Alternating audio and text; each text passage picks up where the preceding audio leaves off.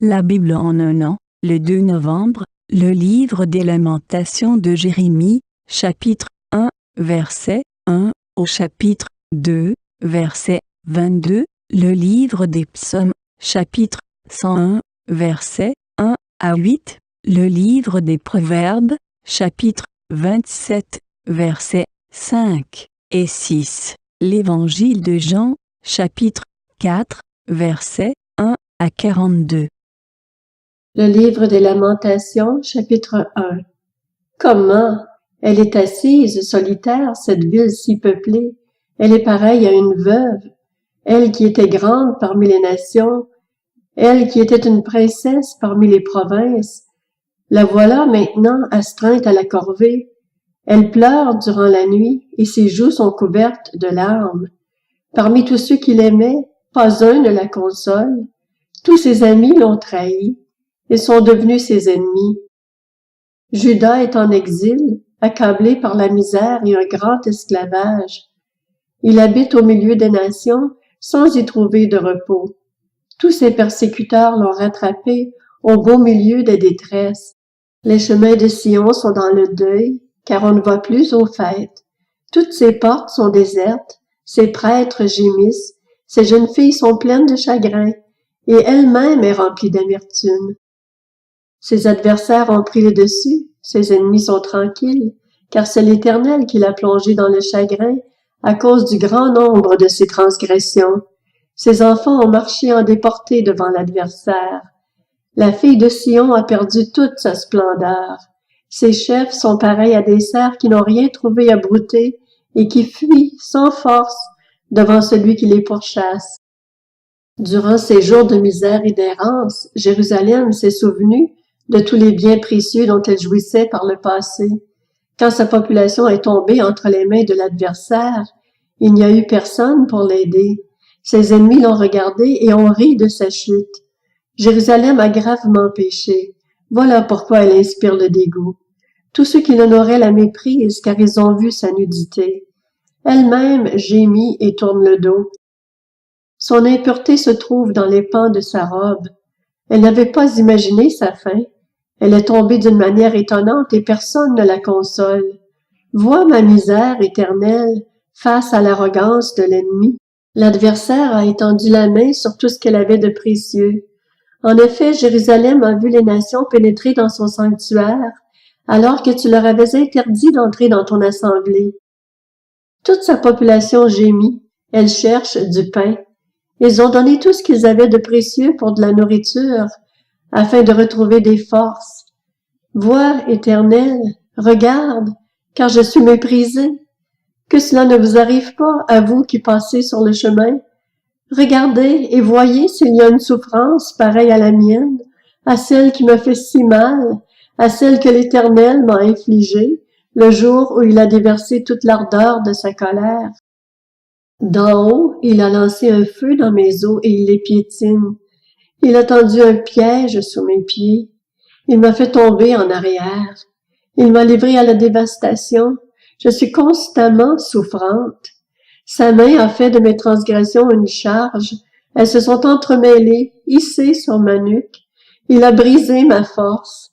Le Seigneur m'a livré entre des mains auxquelles je suis incapable de résister. Le Seigneur a terrassé tous les guerriers qui étaient avec moi. Il a convoqué contre moi un rassemblement pour briser mes jeunes hommes. Le Seigneur a écrasé au pressoir la jeune fille, la fille de Juda. C'est pour cela que je pleure. Mes yeux fondent en larmes, car il s'est éloigné de moi, celui qui pourrait me consoler, celui qui aurait pu me redonner des forces. Mes fils sont désespérés, car l'ennemi est puissant. Sion a tendu les mains, et personne ne l'a consolé. L'Éternel a donné ses ordres contre Jacob, aux adversaires qui l'entouraient, et Jérusalem est devenue un objet d'horreur au milieu d'eux. L'Éternel est juste, car je me suis révoltée contre ses ordres. Écoutez donc, vous, tous les peuples, et voyez ma douleur. Mes jeunes filles et mes jeunes hommes sont partis en déportation. J'ai appelé mes amis et ils m'ont trompé. Mes prêtres et mes anciens ont expiré dans la ville, alors qu'ils cherchaient de la nourriture pour retrouver des forces. Regarde, Éternel, car je suis dans la détresse. Je suis profondément tourmentée, profondément bouleversée, car j'ai été vraiment rebelle. Dehors, l'épée m'a privée d'enfant, dedans, c'est la mort. On a entendu mes gémissements et personne ne m'a consolé. Tous mes ennemis ont appris mon malheur et ils se sont réjouis de ce que tu en étais l'auteur. Tu as fait venir le jour que tu avais annoncé. Qu'ils deviennent eux aussi pareils à moi, que toute leur méchanceté vienne devant toi. Traite-les comme tu m'as traité, à cause de toutes mes transgressions, car mes soupirs sont nombreux et mon cœur est souffrant. Le livre des Lamentations, chapitre 2. Comment, à cause de sa colère, le Seigneur maintient de sombres nuages sur la fille de Sion. Il a précipité du ciel sur la terre la fierté d'Israël. Il ne s'est pas souvenu de son marchepied le jour de sa colère. Le Seigneur a englouti sans pitié tous les domaines de Jacob. Dans sa fureur, il a démoli les forteresses de la fille de Juda et les a précipitées par terre.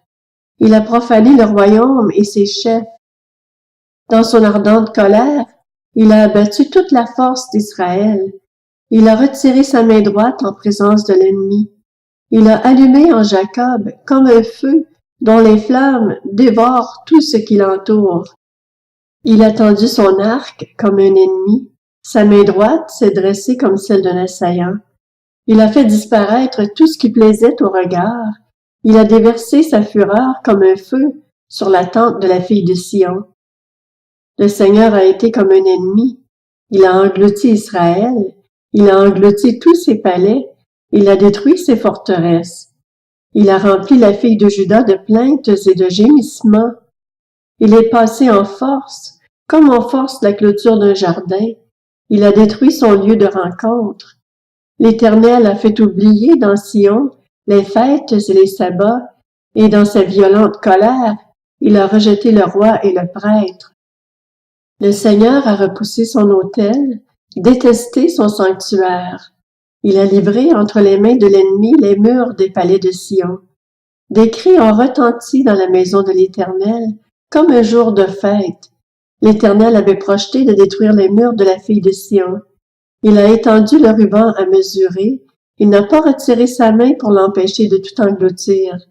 Il a plongé dans le deuil remparts et murailles. Ensemble, ils dépérissent. Ses portes se sont enfoncées dans la terre. Il a démoli et brisé ses verrous. Son roi et ses chefs sont dispersés parmi les nations. Il n'y a plus de loi. Même ses prophètes ne reçoivent plus aucune vision de l'Éternel. Les anciens de la fille de Sion sont assis par terre. Ils restent silencieux. Ils ont couvert leur tête de poussière et se sont habillés de sacs. Les jeunes filles de Jérusalem baissent la tête vers la terre. Mes yeux s'épuisent dans les larmes. Je suis profondément tourmentée. Ma bile se déverse par terre à cause du désastre qui frappe la fille de mon peuple. Des enfants et des nourrissons tombaient en défaillance sur les places de la ville. Ils disaient à leur mère, « Où y a-t-il du blé et du vin? » Tandis qu'ils tombaient en défaillance comme des blessés dans les rues de la ville, qu'ils rendaient l'âme sur la poitrine de leur mère. Que dois-je te dire? À quoi te comparer, fille de Jérusalem? Quel exemple te donner pour te consoler, vierge, fille de Sion? En effet, ton désastre est aussi grand que la mer. Qui pourra te guérir? Tes prophètes ont eu pour toi des visions sans valeur ni saveur. Ils n'ont pas dévoilé ta faute afin de changer ton sort. Ils t'ont communiqué des messages mensongers et trompeurs. Tous les passants applaudissent en te voyant. Ils sifflent, ils secouent leur tête au sujet de la fille de Jérusalem. Est-ce bien la ville que l'on présentait comme une beauté parfaite, la joie de toute la terre? Tous tes ennemis ouvrent la bouche contre toi. Ils sifflent, ils grincent des dents. Ils disent, nous l'avons englouti. C'est bien le jour que nous attendions. Nous l'avons atteint, nous le voyons. L'Éternel a mis en œuvre ce qu'il avait décidé. Il a accompli sa parole, celle qu'il avait depuis longtemps ordonnée. Il a démoli sans pitié. Il a fait de toi la joie de l'ennemi. Il a relevé la force de tes adversaires. Le cœur des vaincus crie vers le Seigneur. Muraille de la fille de Sion, laisse couler tes larmes, jour et nuit, comme un torrent. Ne te donne aucun répit, et que ton œil n'ait pas de repos. Lève-toi, crie ta détresse dans la nuit, au début de tes insomnies. Déverse ton cœur comme de l'eau devant le Seigneur. Lève tes mains vers lui pour la vie de tes enfants qui meurent de faim à tous les coins de rue. Vois, Éternel, regarde qu'ils soient traités de cette manière. Fallait-il que des femmes dévorent ceux qu'elles ont mis au monde, les petits-enfants dont elles ont pris soin avec tendresse? Fallait-il que prêtres et prophètes soient massacrés dans le sanctuaire du Seigneur? Les enfants et les vieillards sont couchés par terre dans les rues. Mes jeunes filles et mes jeunes hommes sont tombés sous les coups d'épée. Tu les as tués le jour de ta colère. Tu les as massacrés sans pitié. Tu convoques, comme pour un jour de fête, ceux qui me terrorisent de tous côtés. Le jour de la colère de l'Éternel, il n'y a eu ni rescapé, ni survivant. Ceux dont j'avais pris soin avec tendresse et que j'avais élevés, mon ennemi les a exterminés. Le livre des Psaumes, chapitre 101. Psaume de David. Je chanterai la bonté et le droit. C'est toi, Éternel, que je célébrerai. Je serai attentif à la voix des hommes intègres. Quand viendras-tu vers moi? Je marcherai avec un cœur intègre au milieu des miens. Je ne mettrai rien de mauvais devant mes yeux. Je déteste la conduite des pécheurs. Elle n'aura aucune prise sur moi. Le cœur pervers s'éloignera de moi. Je ne veux pas connaître le méchant.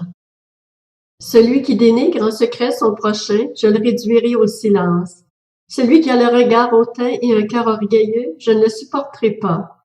J'aurai les yeux sur les fidèles du pays pour qu'ils habitent près de moi. Celui qui marche dans la voie des hommes intègres sera à mon service. Celui qui se livre à la fraude n'habitera pas dans ma maison. Celui qui dit des mensonges ne se tiendra pas devant moi. Chaque matin, je réduirai au silence tous les méchants du pays pour supprimer de la ville de l'Éternel tous ceux qui commettent l'injustice. Le livre des Proverbes, chapitre 27. Mieux vaut un reproche ouvert qu'une amitié cachée. Les blessures d'un ami prouvent sa fidélité, tandis que les baisers d'un ennemi sont trompeurs. L'Évangile de Jean, chapitre 4. Le Seigneur apprit que les pharisiens avaient entendu dire qu'il faisait et baptisait plus de disciples que Jean.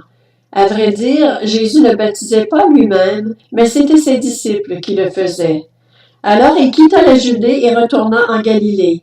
Comme il devait traverser la Samarie, il arriva dans une ville de Samarie appelée Sichar, près du champ que Jacob avait donné à son fils Joseph. Là se trouvait le puits de Jacob. Jésus, fatigué du voyage, était assis au bord du puits. C'était environ midi. Une femme de Samarie vint puiser de l'eau. Jésus lui dit, « Donne-moi à boire. » En effet, ses disciples étaient allés à la ville pour acheter de quoi manger. La femme samaritaine lui dit, « Comment? Toi qui es juif, tu me demandes à boire? À moi qui suis une femme samaritaine? » Les Juifs, en effet, n'ont pas de relation avec les Samaritains. Jésus lui répondit, « Si tu savais quel est le cadeau de Dieu, et qui est celui qui te dit « Donne-moi à boire », tu lui aurais toi-même demandé à boire et il t'aurait donné de l'eau vive. « Seigneur, lui dit la femme, tu n'as rien pour puiser, et le puits est profond. D'où aurais-tu donc cette eau vive? Es-tu, toi, plus grand que notre ancêtre Jacob qui nous a donné ce puits et qui a bu de son eau lui-même, ses fils et ses troupeaux? » Jésus lui répondit, « Toute personne qui boit de cette eau-ci aura encore soif. En revanche, celui qui boira de l'eau que je lui donnerai n'aura plus jamais soif, et l'eau que je lui donnerai deviendra en lui une source d'eau qui jaillira jusque dans la vie éternelle. » La femme lui dit, « Seigneur, donne-moi cette eau afin que je n'ai plus soif et que je n'ai plus à venir puiser ici.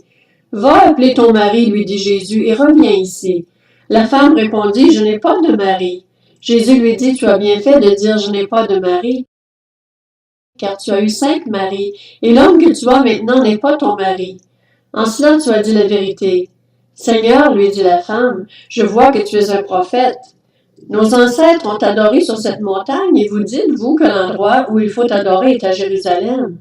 Femme, lui dit Jésus, crois-moi, l'heure vient où ce ne sera ni sur cette montagne, ni à Jérusalem que vous adorerez le Père. Vous adorez ce que vous ne connaissez pas. Nous adorons ce que nous connaissons, car le salut vient des Juifs.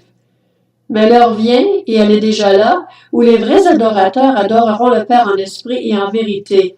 En effet, ce sont là les adorateurs que recherche le Père. Dieu est esprit et il faut que ceux qui l'adorent en esprit et en vérité.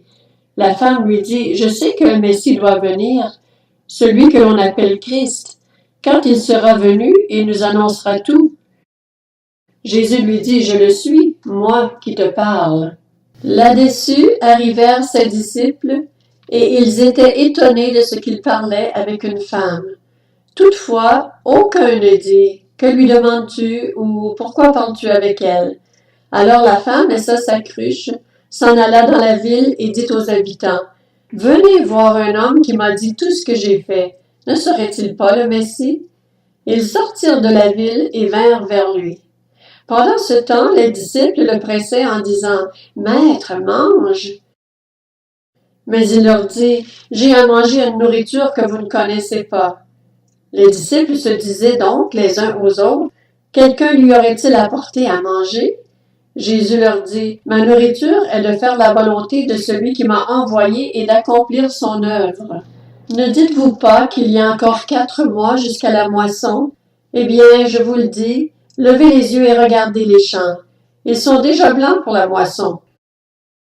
Celui qui moissonne reçoit un salaire et amasse du fruit pour la vie éternelle, afin que celui qui sème et celui qui moissonne se réjouissent ensemble. En effet, en cela cette parole est vraie. L'un sème et l'autre moissonne. Je vous ai envoyé récolter une moisson qui ne vous a pas demandé de travail. D'autres ont travaillé et vous êtes entrés dans leur travail. Beaucoup de Samaritains de cette ville crurent en Jésus à cause des paroles de la femme qui rendait ce témoignage. Il m'a dit tout ce que j'ai fait. Ainsi donc, quand ils vinrent le trouver, les Samaritains le prièrent de rester avec eux. Il resta là 2 jours. Un bien plus grand nombre crurent à cause des paroles de Jésus, et il disait à la femme, « Ce n'est plus seulement à cause de ce que tu as dit que nous croyons, car nous l'avons entendu nous-mêmes, et nous savons qu'il est vraiment le Messie, le Sauveur du monde. »